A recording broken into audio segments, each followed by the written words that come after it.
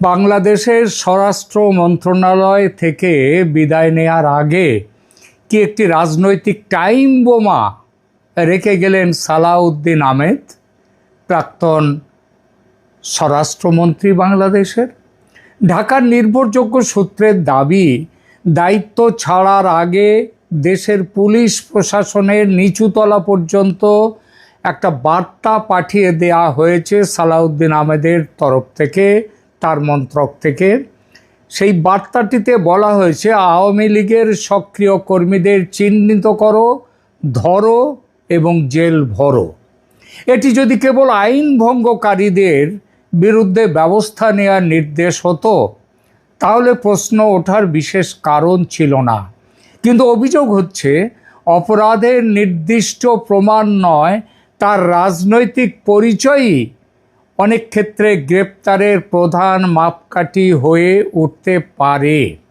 আরও বিস্ফোরক খবর, এই নীতি নিয়েই প্রধানমন্ত্রী তারেক রহমানের সঙ্গে সালাউদ্দিন আহমেদের তীব্র মতবিরোধ হয়েছে। একদিকে সালাউদ্দিন আহমেদের অবস্থান, আওয়ামী লীগকে বাংলাদেশের রাজনীতিতে 1 ইঞ্চিও জমি ছেড়ে দেয়া যাবে না।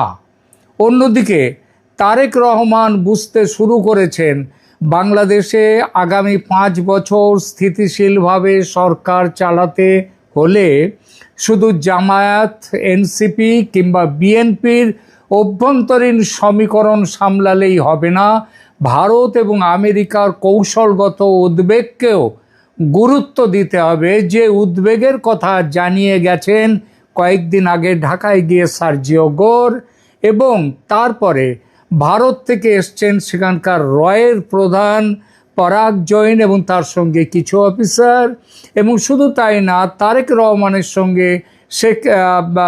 রহমানের সঙ্গে ভারতের রাষ্ট্রদূত দীনেশ ত্রিবেদীর আলোচনার মধ্য দিয়েও এই কথাই প্রমাণ হয়েছে। এবং পরে আবার সার্জিস গোর, তিনি দিল্লিতে অজিত ডোভালের সাথে বৈঠক করেছেন, 2 দিন বৈঠক করেছেন পররাষ্ট্র দপ্তরের সাথে, ভারতের পররাষ্ট্র দপ্তর।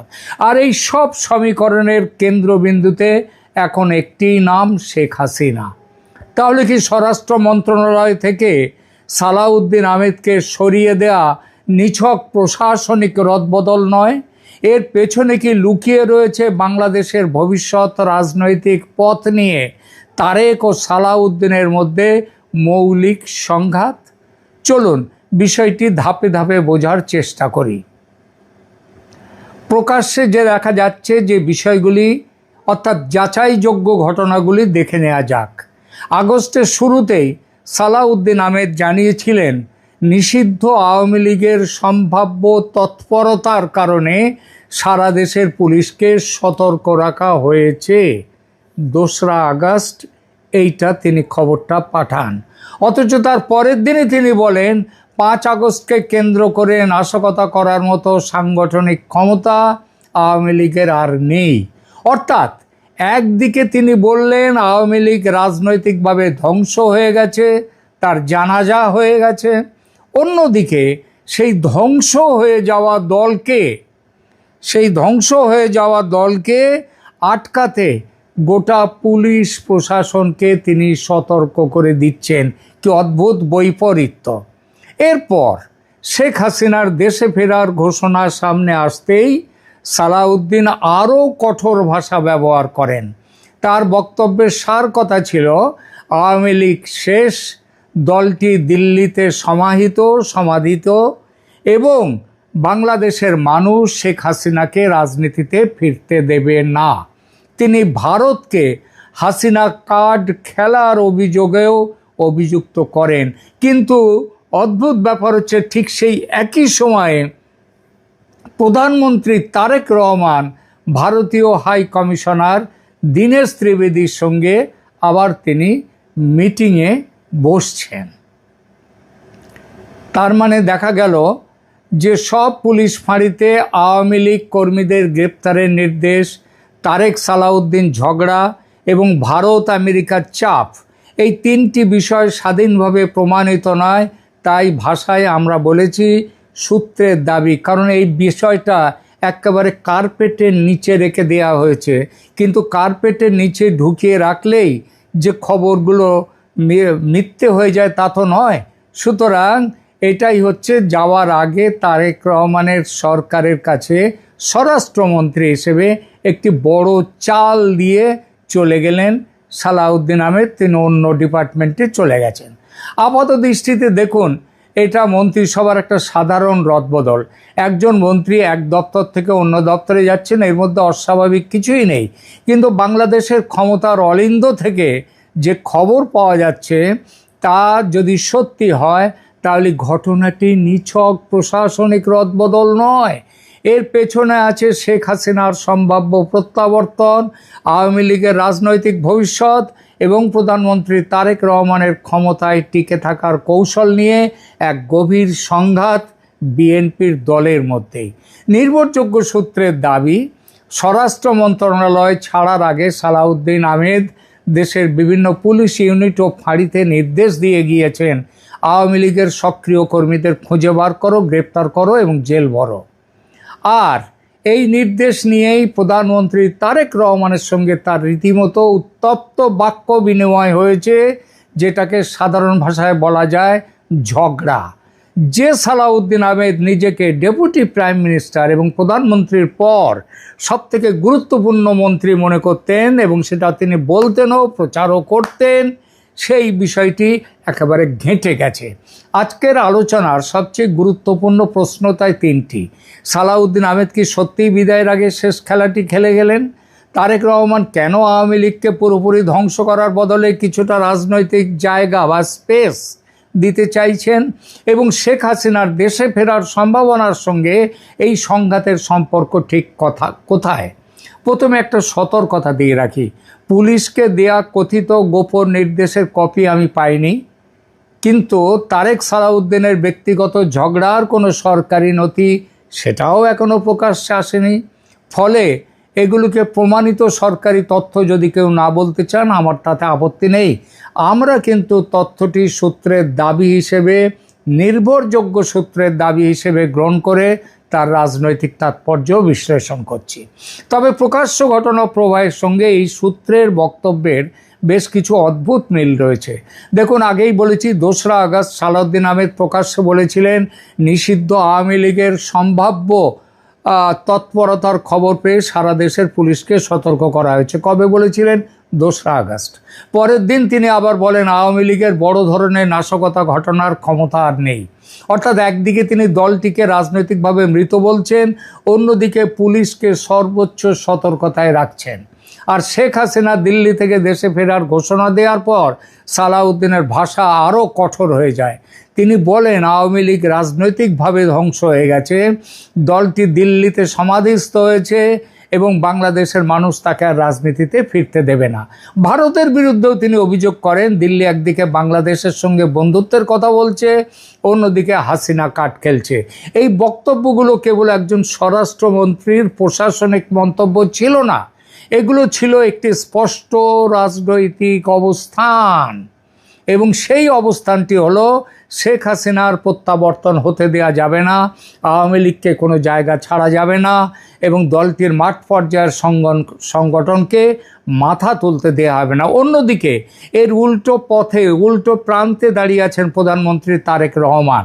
এখানে অনেকে প্রশ্ন করবেন, তারেক রহমান তো প্রকাশ্যেই ভারতের কাছে শেখ হাসিনার প্রত্যর্পণ চেয়েছেন, তাহলে তিনি কিভাবে হাসিনার নিরাপদ প্রত্যাবর্তন চাইছেন?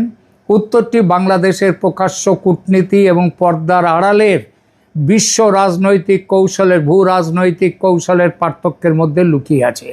প্রকাশ্যে তারেক রহমানকে প্রত্যর্পণ চাইতেই হবে, কারণ বিএনপির কর্মী, সমর্থক, জুলাই আন্দোলনের অংশগ্রহণকারী এবং শেখ হাসিনা বিরোধী জনমতের সামনে তিনি বলতে পারেন না যে সরকার হাসিনার ফিরে আসার পথ তৈরি করছে, তাকে একটা ব্যবধান রাখতেই হয়।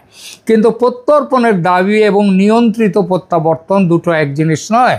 প্রত্যর্পণ মানে ভারত শেখ হাসিনাকে বাংলাদেশের কর্তৃপক্ষের হাতে তুলে দেবে।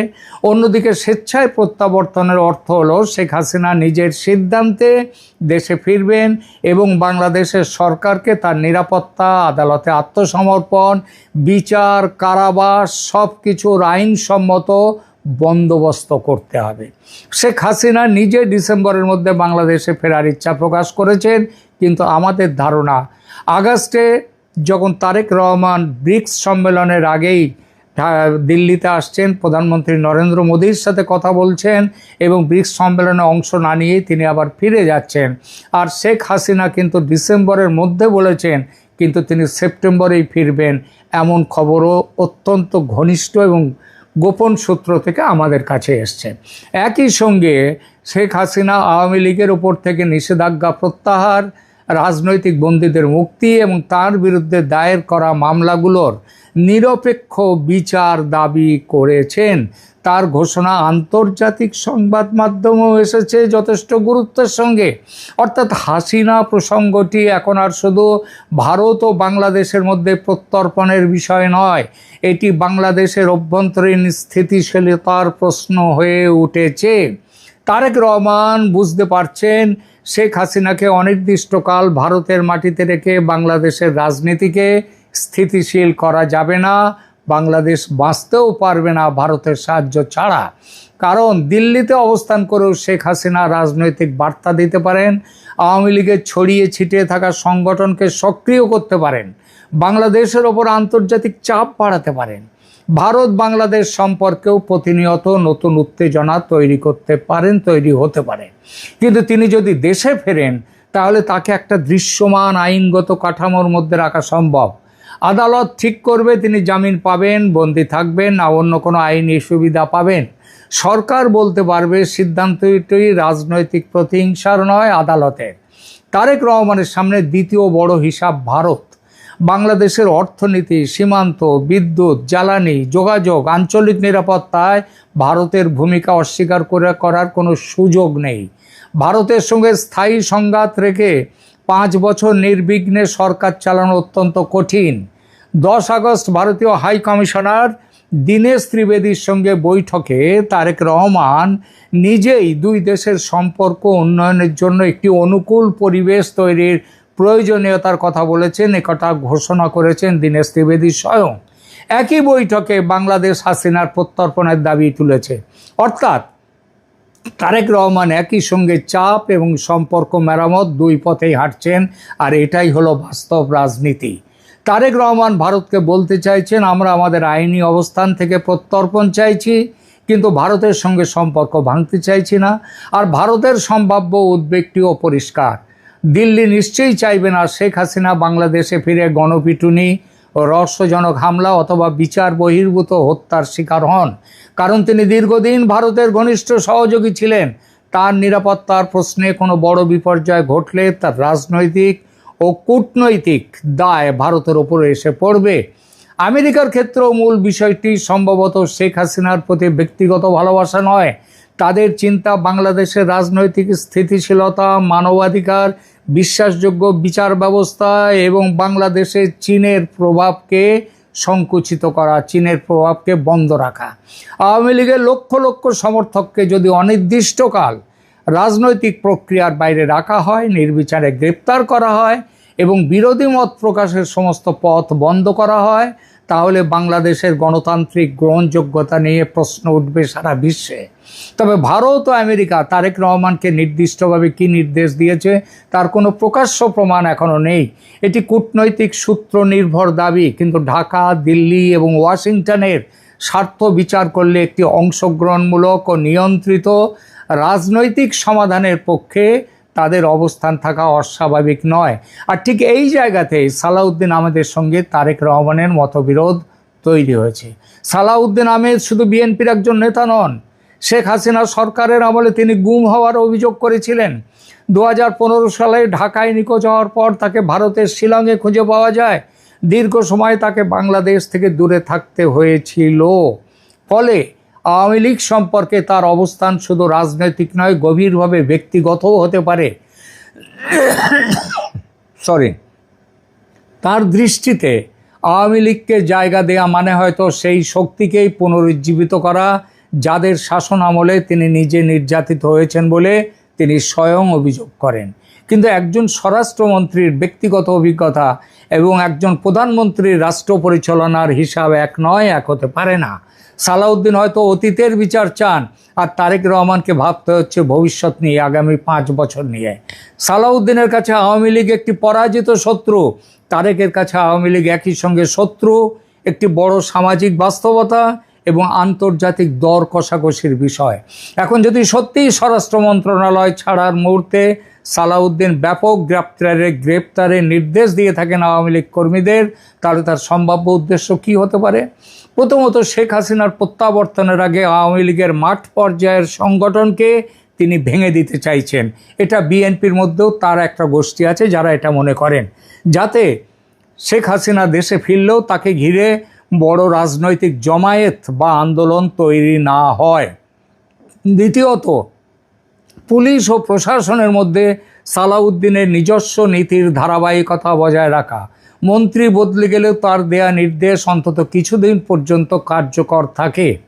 তৃতীয়ত, তারেক রহমানের সামনে একটি সম্পন্ন বাস্তবতা বা ফেট অ্যাকমপ্লি তৈরি করা, অর্থাৎ এত মানুষকে গ্রেপ্তার করে দেওয়া হবে যে পরে তাদের মুক্তি দিতে গেলে সরকারকে বিএনপির কট্টর অংশ এবং জুলাই আন্দোলনের সংগঠনগুলির বিরোধিতার মুখে পড়তে হবে। চতুর্থত, দলের ভেতরে নিজের রাজনৈতিক অবস্থান মজবুত করতে চাইছেন সালাউদ্দিন আহমেদ। তিনি বলতে পারবেন, আমি আওয়ামী লীগের বিরুদ্ধে আপোষ করিনি, তাই আমাকে সরিয়ে দেওয়ার পরে সরকারের নীতি নরম হয়েছে। কিন্তু নির্বিচারে গ্রেপ্তারের কৌশল তারেক রহমানের জন্য ভয়ঙ্কর বিপদও তৈরি করতে পারে। কোনো ব্যক্তির বিরুদ্ধে নির্দিষ্ট মামলা, সাক্ষ্য অথবা আইনগত অভিযোগ থাকলে তাকে গ্রেপ্তার করা স্বাভাবিক, কিন্তু শুধু একটি রাজনৈতিক দলের কর্মী হওয়ার অপরাধে কাউকে আটক করা হলে সেটি রাজনৈতিক প্রতিহিংসা হিসেবে দেখা হবে এবং সারা বিশ্বের কাছে প্রশ্নের মুখোমুখি হতে হবে তারেক রহমান সরকারকে। এতে শেখ হাসিনার প্রচারই শক্তিশালী হবে।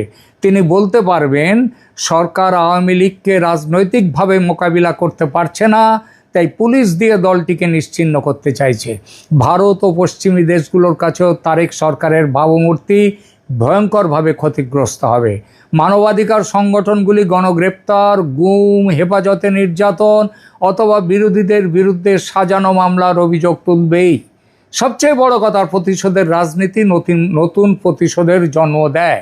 বিএনপি যে অভিযোগগুলো একসময় আওয়ামী লীগ সরকারের বিরুদ্ধে করত, পুলিশকে দলীয় বাহিনী হিসেবে ব্যবহার, বিরোধীদের নামে গণমামলা, রাতের অন্ধকারে গ্রেপ্তার, ক্ষমতায় এসে বিএনপি যদি সেই একই কাজই করে যেতে থাকে তাহলে সরকার বদলাবে, কিন্তু বাংলাদেশের রাজনৈতিক সংস্কৃতি বদলাবে না। আর একটি গুরুত্বপূর্ণ প্রকাশ্য তথ্য মনে রাখতে হবে, দায়িত্বে থাকাকালীন সালাউদ্দিন নিজেই পুলিশকে কোনো রাজনৈতিক দলের লাঠিয়াল বাহিনী না হওয়ার কথা বলেছিলেন। আবার 5 আগস্টের পরে দায়ের হওয়া হয়রানিমূলক মামলা পর্যালোচনা করে নির্দোষ ব্যক্তিদের হয়রানি না করার নির্দেশও তিনি দিয়েছিলেন। সুতরাং তার কথিত শেষ নির্দেশের ব্যাখ্যায় তার নিজের মতের বিরুদ্ধে চলে যাচ্ছে। সুতরাং বাংলাদেশের ভবিষ্যৎ অনেকটাই নির্ভর করছে 3টি সিদ্ধান্তের ওপর। 1, শেখ হাসিনা দেশে ফিরবেন কবে? 2, ফিরলে তাকে একজন দণ্ডিত আসামি, একজন প্রাক্তন প্রধানমন্ত্রী, না একটি বৃহৎ রাজনৈতিক শক্তির নেত্রী? কোন পরিচয়ে রাষ্ট্র তাকে গ্রহণ করবে? 3 নম্বর, আওয়ামী লীগের সাধারণ কর্মী সমর্থকদের অপরাধী হিসেবে দেখা হবে, না বাংলাদেশের নাগরিক ও রাজনৈতিক অংশীদার হিসেবে তারা থাকবে? অপরাধের বিচার অবশ্যই হওয়া উচিত। জুলাইয়ের হত্যাকাণ্ড, গুম, দুর্নীতি কিংবা ক্ষমতার অপব্যবহারের নির্দিষ্ট অভিযোগ থাকলে বিচার এড়িয়ে যাওয়ার সুযোগ নেই। কিন্তু ব্যক্তির অপরাধের দায় গোটা রাজনৈতিক দলের লক্ষ লক্ষ সমর্থকের ওপর চাপিয়ে দিলে সেটা বিচার নয়, সেটা বিচারের অপভ্রংশ, বিচারের গর্ভস্রাব। তারেক রহমান সম্ভবত এই পার্থক্যটি বুঝেছেন। তিনি জানেন কেবল প্রতিপক্ষকে জেলে ভরে সরকার গঠন করা যায়, কিন্তু 5 বছর সেই সরকারকে স্থিতিশীলভাবে চালানো যায় না। সালাউদ্দিন আহমেদের রাজনৈতিক দর্শন যদি হয় আওয়ামী লীগকে শিকড় শুদ্ধ উপড়ে ফেলতে হবে, তাহলে তারেক রহমানের বাস্তববাদী দর্শন সম্ভবত আওয়ামী লীগকে নিয়ন্ত্রণ করতে হবে, কিন্তু এমনভাবে ধ্বংস করা যাবে না যাতে দেশ স্থায়ী সংঘাতে ডুবে যাবে। এই কারণেই স্বরাষ্ট্র মন্ত্রণালয়ের পরিবর্তন তারেক রহমান সালাউদ্দিনকে সরিয়ে দিয়েছেন। এটা নিছক প্রশাসনিক রদবদল নয়।